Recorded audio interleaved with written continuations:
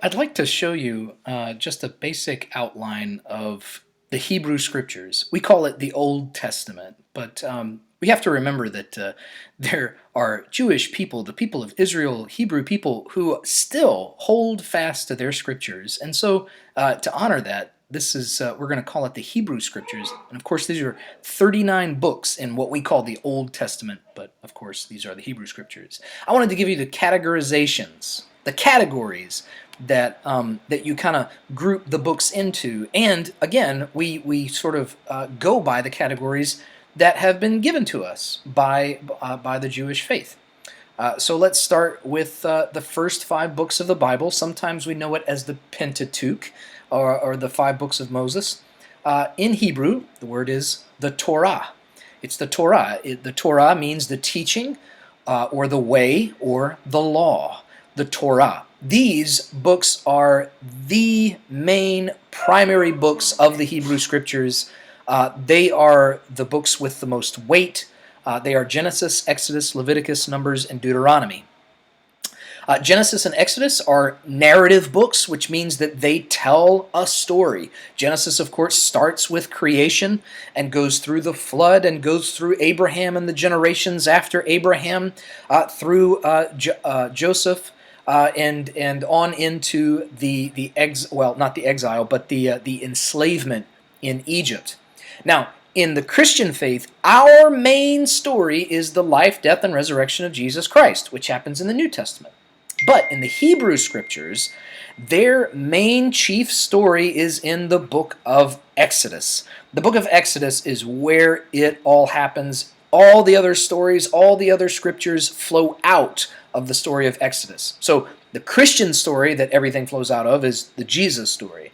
The Jewish story, where everything flows out of in the Hebrew Scriptures, is the Exodus story. It is God's deliverance of the people of Israel out of slavery. Leviticus, Numbers, and Deuteronomy are some narrative, but mostly law and teaching. Leviticus and Numbers have to do with things like sacrificial law. You know, sacrifices might sound kind of barbaric to us, but you have to remember, just like we have sort of this unspoken expectation of religious people that if you're religious, you pray, right? It's how you check in with God. It's how you develop a good relationship with God. You pray in order to ask for forgiveness, or you pray in order to give thanks, or you pray in order to because you've got somebody on your mind. Sacrifice was a lot like that in the very, very ancient world. And so Leviticus has a lot of sacrificial laws that put to rest a lot of anxieties that have to do with sacrifices. Numbers has to do a lot with the instruction of how to build the temple. You have to have a place where you go and sacrifice to the God of Abraham, Isaac, and Jacob. And the Numbers is that book that describes in detail how do you build the temple. So that's the Torah: Genesis, Exodus, Leviticus, Numbers, and Deuteronomy. The second category is the prophets. Now, you notice here on the screen that it says the major prophets and the minor prophets. Well, don't be confused. This isn't about importance. It's not that the major prophets are important and the minor prophets are not important. No, the major prophets essentially take up a lot of scrolls because there were a lot of words in Joshua, Judges, Samuel, Kings, Isaiah, Jeremiah, Ezekiel. And the minor prophets, well, they didn't need so many scrolls. Remember, books as we know them, the Bible that's an actual book that you open up and you flip through pages, that's not how the scriptures first were. The first scriptures were all scrolls, and you had to unseal the scroll and roll it to the right place so you can get to the right thing. And a lot of those scrolls took up a lot of room, and so if you had all of Isaiah, well, you had a lot of scrolls. And so they're called the major prophets and the minor prophets. Again, not importance, size, or the amount of words that each of these books used. Last is what's called wisdom literature. Wisdom literature. You have the poetic books like Psalms, Proverbs, and Job. Job is more of a narrative, but is still kind of considered by most Jewish people to be a book of poetry.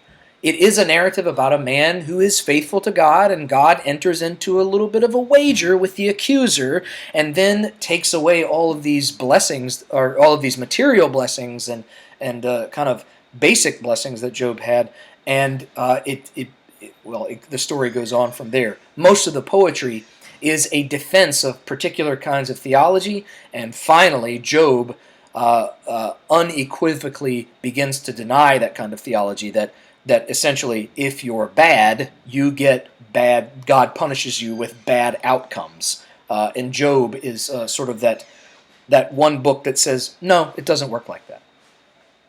You also have books for particular occasions. The Song of Songs, Ruth, Lamentations, Ecclesiastes, Esther. Well, let's take Esther for example of what I mean by particular occasions. Well, the Jewish faith has lots of different festivals, just like the Christian faith has lots of festivals. We have the festival of Pentecost, we have the festival of Easter, we have the festival of Christmas, right? We have all of these festivals. Well, the Jewish faith does as well. These books are wedded to particular occasions, particular festivals within the Jewish calendar. So Esther, for instance, is about this great festival called Purim. It's a very big, bold, colorful, lavish type of festival. And Esther, if you sit down and read the book of Esther, it's a big, bold, lavish, loud kind of a book. And some of these books have to deal exactly with that festival, but some of them only show up in other festivals like the Passover. The Passover really has to do with the book of Exodus back in the Torah, because that's God's deliverance from Egypt. But there are certain assigned books that are read for the festival of Passover. So that's what it means by books for particular occasions. And then there's just the category of other books that you don't really know what to do with, but I'll make a special note about the book of Daniel, for instance. And once we get into the New Testament and talk about some of those books, we'll get into what's called apocalyptic literature. You, as a Christian, probably know an apocalyptic literature as Revelation. That's the chief apocalyptic literature that Christians know. Well, Daniel sort of works that way too. We'll get into what the apocalyptic literature actually means. There are some misconceptions about what it actually means, but understand that these other books, Daniel, Ezra, Nehemiah, Chronicles, are, again, it's sort of a combination of poetry and narrative and instruction. But that's usually the mix that's within the Bible. But here, the Torah, the prophets, and the wisdom literature are the major categories of the Hebrew Scriptures, or what we call the Old Testament. And if you ever pick up a Hebrew Bible, you might notice that it's called the Tanakh, T-A-N-A-K-H.